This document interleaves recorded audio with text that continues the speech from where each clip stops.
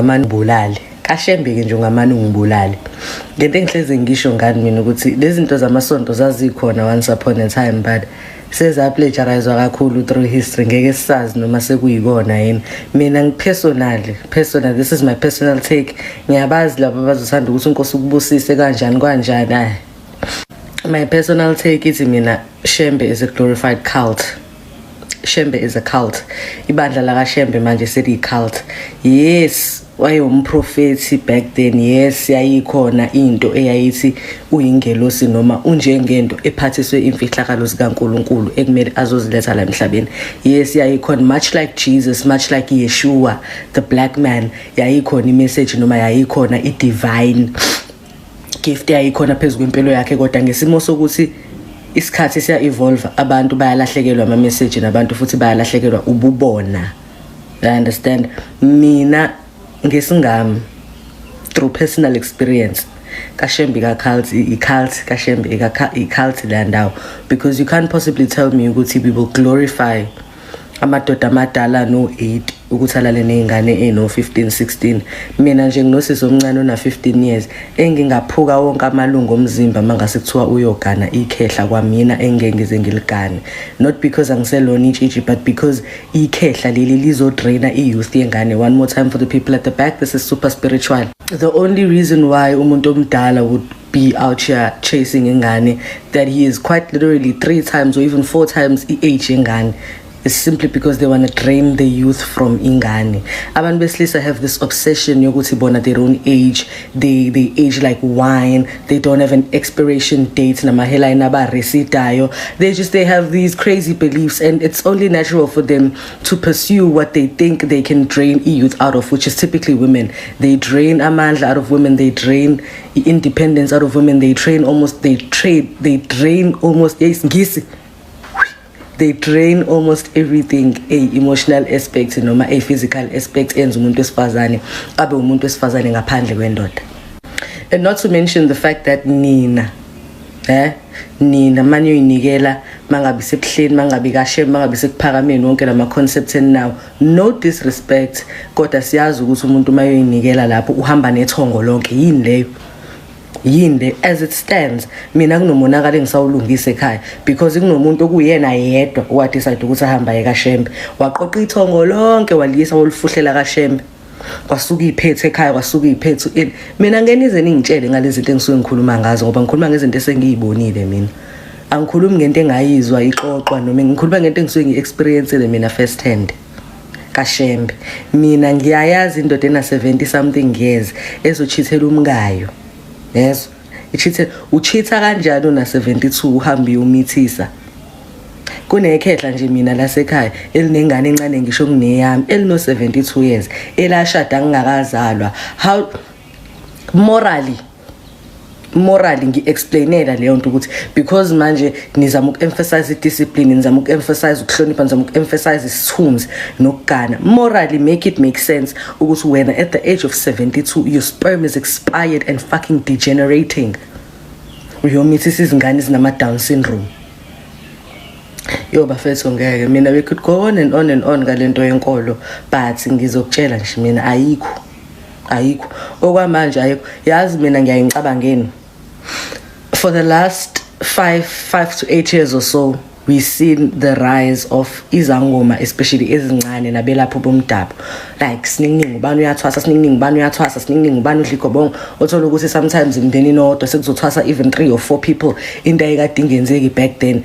I think mina lokho kukodwa triggered izinto esezenzeka manje 2025 because think about it, if angithi ukuphuma kwethu emabandleni nokumukela kwethu ukungoma abanye nokuba awaken to African spirituality abanye bethu, that meant we stopped praising uNkulunkulu abanye abantu, we started praising uNkulunkulu wethu, we started glorifying and remembering and acknowledging amathongo ethu and their presence empilweni yethu. And I think the conspiracy theory yami ukuthi think about it, bangaka abantu abaphahlayo on a daily manje as opposed to 10 years ago. Kusasontwa kusakholi manje if mina mangivuka ekseni ngo4 ngiyaphahla, ukhazini wami uMakhosi uyaphahla, umamncane uyaphahla, ubani uyaphahla, ubani ngaphesheya uyaphahla, ingezansi futhi kunezangoma namathwasa kuyaphahla. What do you think is happening kulowo mhlaba loyo? Akuphela umhlaba vele uwethu. We've established ukuthi umhlaba wamathongo ethu aphucwa ngendluzula, abulawa amanye ahlukunyezwe. And thina mase sibageza sesibahlambulula labantu sesibaphahlela on a regular, sesibanika amandla ukuthi basukume basilwele. I'm not surprised ukuthi eSouth Africa kwenzeka kanje. I'm not surprised ukuthi kuphuma imfihlo engaka. I'm not surprised ukuthi amasonto ayaqhuma, they are crashing and burning amabandla yawa. I'm not surprised. Because amathongo ethu alaliswa kakhulu, avalwa kakhulu, afihlwa kakhulu, aqetshwa, aphendulwa kwenziwani. And then thina njenge generation yes5 ama 2000 we got up and we said khonto engahlangani la, khonto engahlangani, ake sithinte la, ake sinyakazise la. And surprise imndeni yabheka phezulu, abathakathi baphumela ubala, abagangile babonakala abomona. Yabo nje manje angikholwa ukuthi khona umndeni ongazi ukuthi who's who in the jungle. Ngabe ninamanga, ayikho umuntu ongangitshela ukuthi in the last 5 years akuphumanga at least not one family secret iphendula umndeni wonke upside down. Angeke nize ningitshene nje, because masikhuluma nabantu, when you listen to people share their testimonies and they talk, you start to sit back and realize ukuthi yazi ngizoze ngicommit suicide ngizitshela ukuthi into yenzeka kumina ngedwa, kanti into eyenzeka yonke indawo kodwa kade ingenzeki sikhula, indaba yenzeke manje. But do share your thoughts guys. Mina njengoba ngisho ukuthi okunye nokunye mina ngisuke ngidakelwe insango ngenza i-conspiracy theory. Angifuni ukuthi kusasa kufike igenge yakashembe ithi mina ngathi ngibe ngishilo vele.